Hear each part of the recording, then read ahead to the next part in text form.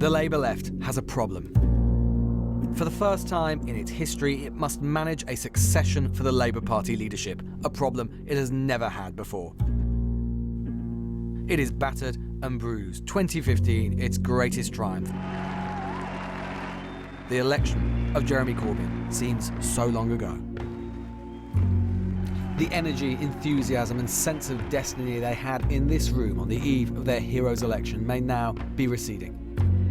The succession of his heir apparent Rebecca Long-Bailey is not as assured as it might once have seemed. It is a very different situation to 2016. It was like hands down going to be Jeremy Corbyn. For some, the times have simply become more desperate. For many of us, we want to hold on to our left policies, but we also want to win. And do you think Long-Bailey perhaps is not the best communicator? And no, I think that in a lot of ways we haven't seen that much of her. And Keir Starmer either, only on the Brexit issue. So a lot of people are undecided and will be looking at how they speak about the issues that matter to us and what their strategy is going forward. Because, yeah, we don't want to be in perpetual opposition, but we also recognise that there was some good stuff that came out of the Corbyn era. To some extent too, the control of the left was always overplayed. Labour members are more complicated than some would have you believe. Well, I never bought the assumption in the first place. And the fact that Keir Starmer now is emerging, I think, as the early front-runner in this race, suggests that the existing membership may not have been quite so much in the pocket of Jeremy Corbyn and his chosen heirs as some people thought. Why? Because Labour Party is not a kind of instrumental body. You know, people don't join the Labour Party to take orders from different people. They might be inspired by this person or that person, but most people join the Labour Party because they share a certain set of values.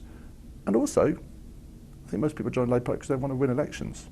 And I think the experience of this election shows that perhaps continuing doing the same thing, banging your head against the wall when it's been shown to fail, is, as Einstein may or may not have said, the definition of insanity.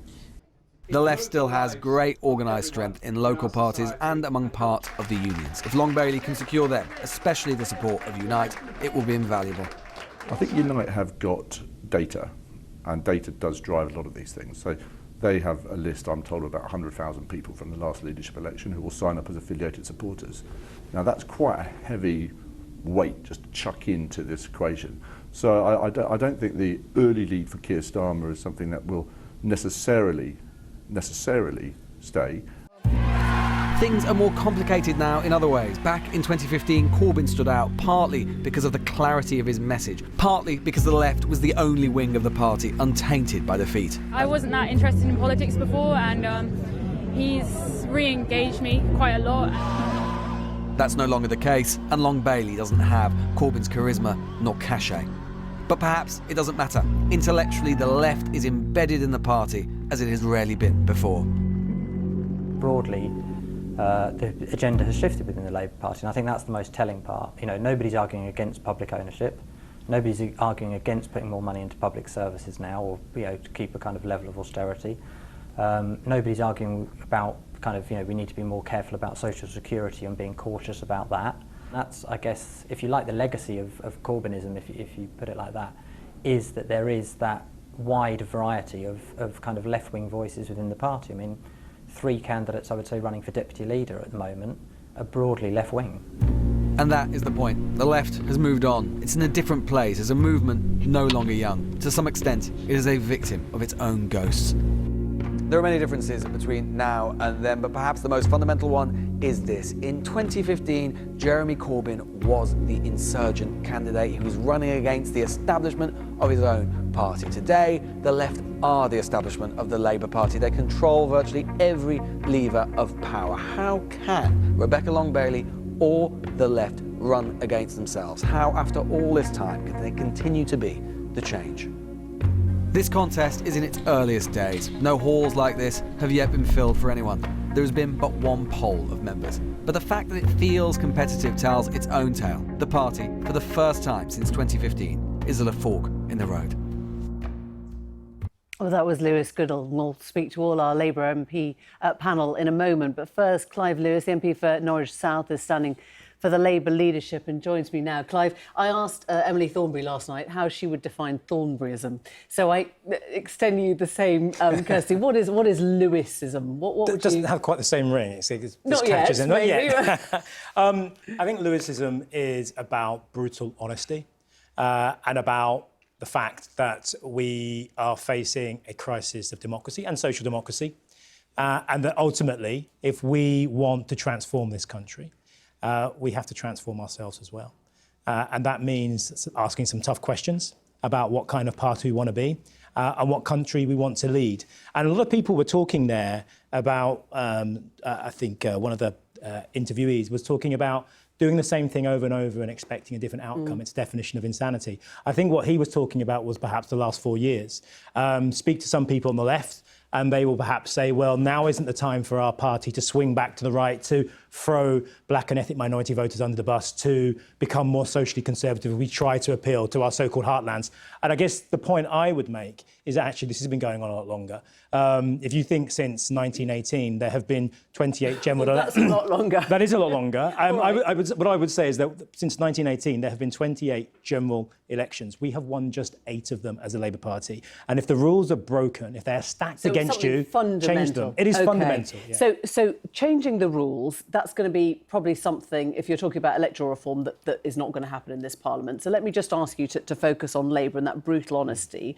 You gave a hustings speech tonight. You said you're running as a unity candidate. That would be a recognition that the party was too factional, too divided. Yeah, and let's be clear here. So yes, that is. It has been. And I think divided parties don't win elections and they fall. And that's one of the issues that's faces. There are lots of other issues, but that's one of them. But let's be really clear here. In the New Labour years, we weren't a united party because what happened was the left were put into a tomb. So there was a wing of the party that was in charge of the party, then had those policies, and that part of the party was... You mean the Labour years when the party was in power? When the party was in power, and before. But it was in power. But the point is, we've never actually had a party where both the left and the right of the party are actually working together in a way where one comes into power and doesn't put its Well, let me ask you what that on the actually throat means. of the other side. You've said, I'm a socialist from the same broad tradition of the party of Jeremy. This is what you wrote tonight. I'm strongly opposed to the pointless factional warfare, the culture of command and control that's crippled our party. What is that command and control? Who has crippled? So command and control is something I think has been seen by both inside of New Labour and inside Jeremy Corbyn's Labour Party. And I think what we have to acknowledge is that when we are trying to develop policy, when we are trying to decide what kind of party we're going to be, what policies we have, they need to come from the bottom up. And the example So you don't think that happened with Jeremy Corbyn?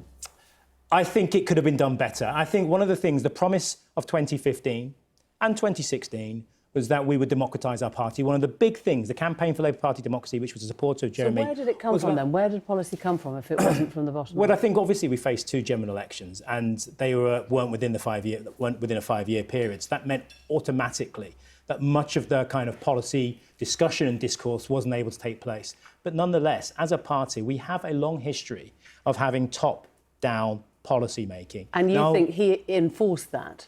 I think that's a tradition that you see on both wings of our party. Look, the future... Come on, you start by saying brutal honesty. But it is brutal honesty, but you see that on both sides of the party. And I think one of the questions we have to ask ourselves only one now, has lost 2 elections now, OK? So that's why we're starting here rather than the blame. One has lost 2 elections, right? but we lost in 2010, we lost in 2015, that wasn't under Corbyn. So let's be really honest about what we're talking about. If we are looking in the post-war period, let's say the last 40 years, in the post-war period, there's been only one occasion when we've come from opposition to have a Labour government that has won an outright substantial majority, and that was in 1997, under New Labour. And I guess the point I'm making here is that when we did do that, we had to jettison so much of what we were to get into power, to move on to the centre ground.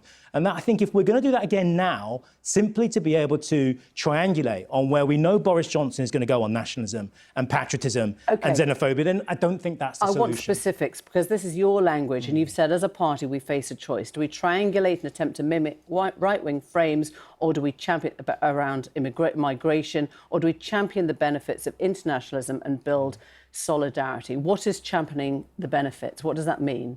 That means being fully supportive of the fact that immigration has benefited this country, Do you and it will continue to benefit that wage this country. suppression is caused by immigration? No, I don't believe that it's caused by it. Wage suppression is caused by a lack of trade unions, a lack of rights at work, and bosses and the powerful who have far too much control. There aren't checks and balances in the economy, in how our business operates, and there's a lack of democracy in our workplaces. That's part of the story as well. Honesty.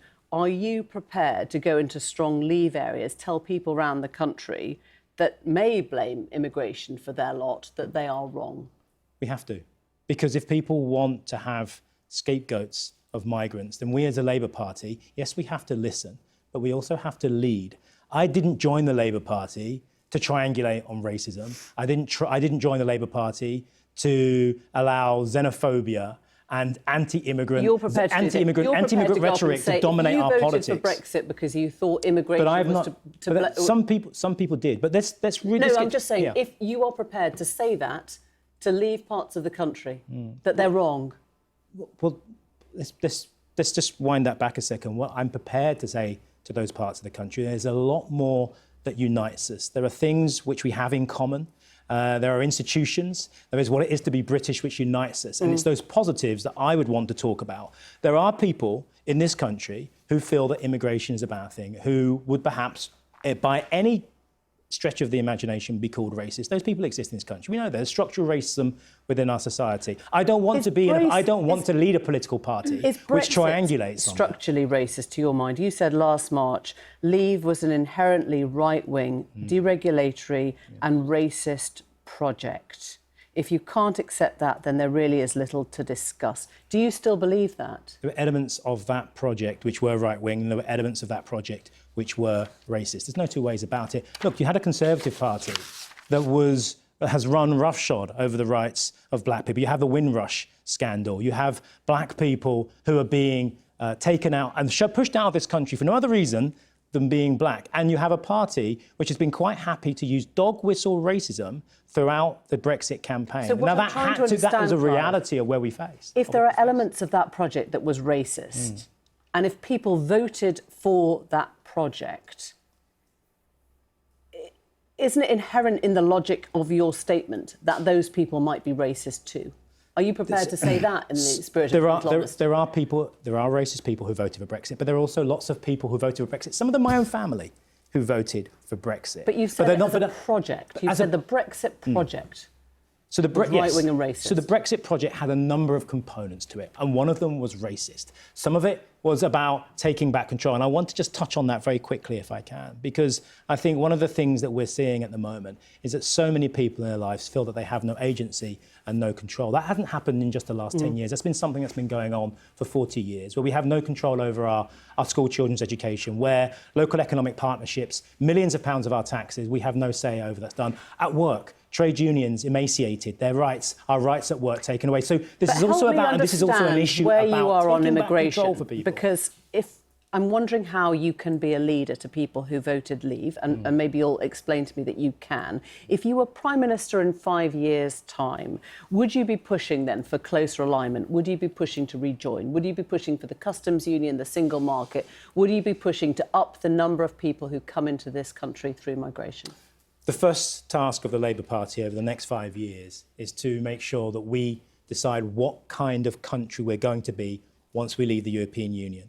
That's happening. And there are some people who want to now start talking about rejoining the European Union. And my problem with that is that if we focus on that, then what we will do is we will allow the Conservatives to now begin to dominate the argument about what kind of country we're going to be. Not rejoin then. What about the customs union? What about the single market? Is that where you, as a Labour leader, would take the country? I personally believe that our alignment with the European Union is one which I think will work in the best interest of where I would like to see this country go in terms of environmental standards, in terms of labour standards. I think our alignment with the European Union is critical and important. But if we are talking about the kind of country we're going to be open, tolerant, internationalist, as opposed to inward-looking, xenophobic, and small-minded, then I think if we can win that argument, it makes it far easier in the future for us, if we do want at some point to go back into the European Union, to be able to do so. But if we've moved away and we've moved closer to Trump's America, we've deregulated, we've opened up our economy, the NHS, to large American corporations, it makes it so much more difficult to go back into Europe if we so chose to do that. Clive? But that shouldn't be our priority now.